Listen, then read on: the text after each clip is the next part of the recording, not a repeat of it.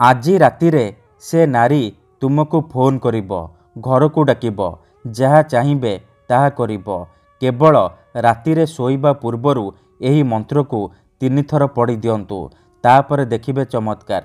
ଆଜ୍ଞା ହଁ, ଯଦି ଆପଣ କେଉଁ ଝିଅ ବା ବିବାହିତା ନାରୀର ସୁନ୍ଦରତାକୁ ଦେଖି ତା ଆଡ଼କୁ ଆକର୍ଷିତ ହେଉଛନ୍ତି, ପଡ଼ିଶା ଘର ସୁନ୍ଦରୀ ଭାଉଜଠାରୁ ନିଜର ମନ ମୁତାବକ କାମ ହାସଲ କରିବାକୁ ଚାହୁଁଛନ୍ତି, ତେବେ ଆଜିର ଏହି ଭିଡ଼ିଓଟିକୁ ପୁରା ଧ୍ୟାନ ସହିତ ଶେଷ ପର୍ଯ୍ୟନ୍ତ ଦେଖିବେ।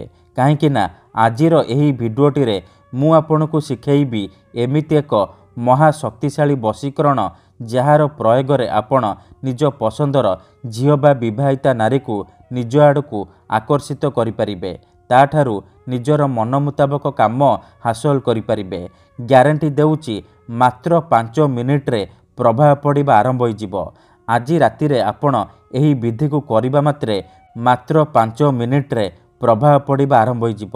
ସେହି ସମୟଠାରୁ ସେ ଝିଅ ହେଉ ବା ବିବାହିତା ନାରୀ ଟାଣି ହୋଇ ଆପଣଙ୍କ ପାଖକୁ ଆସିବ, ଆପଣଙ୍କର ସବୁ ଇଚ୍ଛା ପୂରଣ କରିବ।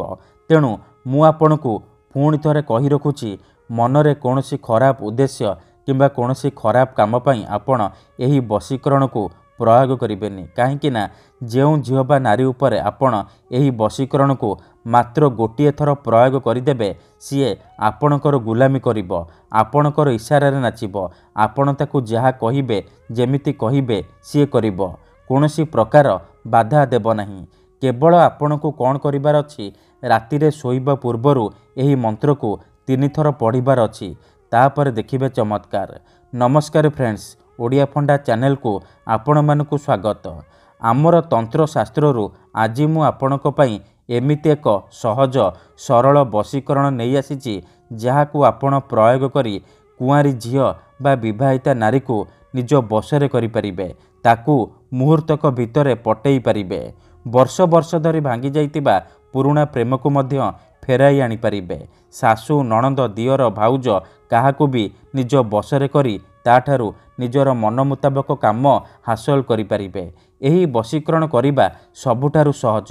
ଏହାକୁ ଆପଣ କିପରି କରିବେ, କେମିତି କରିବେ, ଏହାର ପ୍ରୟୋଗ ବିଧି କ'ଣ, ମୁଁ ଆପଣଙ୍କୁ ଶିଖେଇବି।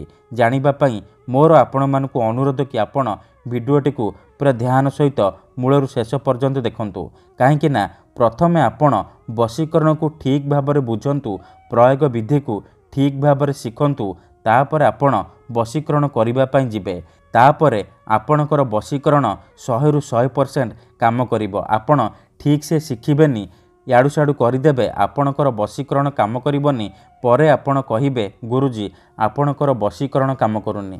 ଦେଖନ୍ତୁ, ଆପଣ ପ୍ରଥମ ଥର ପାଇଁ ବଶୀକରଣ କରୁଛନ୍ତି। ତେଣୁ ଯଦି ଆପଣଙ୍କର ବଶୀକରଣ ଗୋଟିଏ ଥରରେ ହେଉନି, ଦ୍ୱିତୀୟ ଥର ଚେଷ୍ଟା କରନ୍ତୁ, ଆପଣ ନିହାତି ଭାବେ ସଫଳ ହେବେ। ଠିକ୍ ଅଛି, ତେବେ ଚାଲନ୍ତୁ ଜାଣିବା ଏହି ବଶୀକରଣ ବିଧିକୁ ଆପଣ କିପରି କରିବେ। ଠିକ୍ ଅଛି, ଏହି ବଶୀକରଣ ବିଧିକୁ ଆପଣ କେବଳ ମଙ୍ଗଳବାର କିମ୍ବା ଶନିବାର ଦିନ କରିବେ। ରାତିରେ ଶୋଇବା ପୂର୍ବରୁ କରିବେ।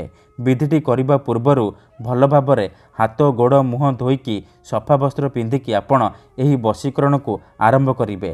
ଠିକ୍ ଅଛି, ପ୍ରଥମେ ଆପଣ କ'ଣ କରିବେ, ନାଲି ରଙ୍ଗର ଆସନ ପକେଇକି ଦକ୍ଷିଣ ଦିଗକୁ ମୁହଁ କରିକି ବସି ପଡ଼ିବେ। ତାପରେ ଖଣ୍ଡେ ସାଧା କାଗଜରେ ଆପଣ ନାଲି ରଙ୍ଗର କଲମର ସାହାଯ୍ୟରେ ଗୋଟିଏ ମନ୍ତ୍ର ଲେଖିବେ। ଓମ୍ ନମଃ କାମଦେବାୟ ଆମୁକଂ ମେ ବଶ୍ୟମ୍ କୁରୁ କୁରୁ ଫଟ୍ ସ୍ୱାହା। ଏହି ମନ୍ତ୍ରକୁ ଆପଣ ଲେଖିବେ। ଆମୁକଂ ଜାଗାରେ ଆପଣ ସେଇ ଝିଅ ବା ସ୍ତ୍ରୀର ନାମ ଲେଖିବେ। ଠିକ୍ ଅଛି, ମନ୍ତ୍ରକୁ କାଗଜରେ ଲେଖିସାରିବା ପରେ ସେ କାଗଜ ଉପରେ ଅଳ୍ପ ଟିକେ ସିନ୍ଦୁର ଲଗାଇଦେବେ, ଯାହାଦ୍ୱାରା ଆପଣଙ୍କର ମନ୍ତ୍ରଟି ସିଦ୍ଧ ହୋଇଯିବ।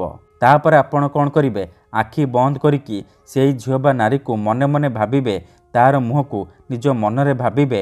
ତାପରେ ମନ୍ତ୍ରକୁ 3 ଥର ପଢ଼ିବେ। ଓମ୍ ନମଃ କାମଦେବାୟ ଆମୁକଂ ମେ ବଶ୍ୟମ୍ କୁରୁ କୁରୁ ଫଟ୍ ସ୍ୱାହା। ଆମୁକଂ ଜାଗାରେ ଆପଣ ସେଇ ଝିଅ ବା ସ୍ତ୍ରୀର ନାମ ଉଚ୍ଚାରଣ କରିବେ, ଯାହାକୁ ଆପଣ ନିଜ ବଶରେ କରିବାକୁ ଚାହୁଁଛନ୍ତି। ମନ୍ତ୍ରକୁ 3 ଥର ପଢ଼ି ସାରିବା ପରେ ସେ କାଗଜ ଉପରେ ଗୋଟିଏ ଥର ଫୁଙ୍କିଦେବେ। ଏତିକି କରିସାରିବା ପରେ ସେ କାଗଜକୁ ଭଲ ଭାବରେ ମୋଡ଼ିକି ନିଜ ତକିଆ ତଳେ ରଖିକି ଶୋଇପଡ଼ିବେ। ସକାଳୁ ଉଠିବା ମାତ୍ରେ ସେ କାଗଜକୁ ନେଇକି ନିଜ ଅଗଣାରେ ହେଉ କିମ୍ବା କୌଣସି ଏକ ଜାଗାରେ ଅଳ୍ପ ଟିକେ ମାଟି ଖୋଳି ପୋତିଦେବେ। ଗ୍ୟାରେଣ୍ଟି ଦେଉଛି ଏତିକି କରିକି ଦେଖନ୍ତୁ, ସେ ଝିଅ ହେଉ ବା ବିବାହିତା ନାରୀ ଆପଣଙ୍କ ପ୍ରେମରେ ଦିବାନୀ ହେଇଯିବ। ନିଜେ ଆସିବ ଆପଣଙ୍କୁ ଭଲ ପାଉଛି ବୋଲି କହିବ। ଧନ୍ୟବାଦ।